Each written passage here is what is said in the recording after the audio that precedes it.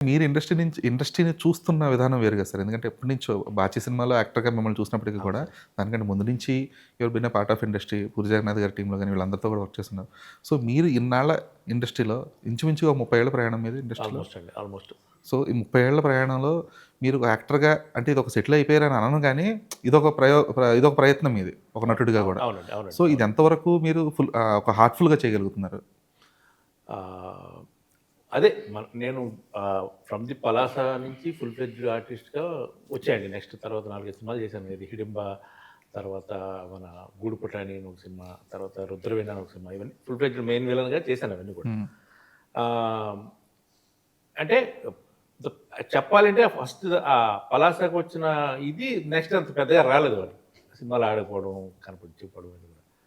ఆ త్రూలో ఇప్పుడు ఆ రూట్‌లో ఇప్పుడు వస్తున్నప్పుడు మనకి ఈ దేవగుడి అనేది ఒక బ్రేక్ పాయింట్ అనుకోవచ్చు. హ్మ్. ఇప్పుడు ఈ 'భగవంత్ దేవాలయ' సినిమా పెద్ద హిట్ అయ్యి ఇండస్ట్రీ దృష్టిలో అంటే ప్రేక్షకులు ఎప్పుడు మెచ్చుకుంటారు, ప్రేక్షకులు ఎప్పుడు బ్రహ్మరథం పెడతారు ఏ సినిమా హిట్ అయినా. కానీ ఇండస్ట్రీ కూడా మెచ్చుకోవాలి. ఇండస్ట్రీ కూడా ఆశీర్వదిస్తేనే ఆ తర్వాత స్టెప్ అనేది ఒకటుంటది. ఓకే. మన వాళ్ళ లెక్కలు మనకుంటాయి కదా! బేసిక్‌గా ఇక్కడ లెక్కలు వేరే ఉంటాయి బేసిక్‌గా. చూడాలి ఆ లెక్కలు ఎలా తేలుతాయనేది ఈ మూవీ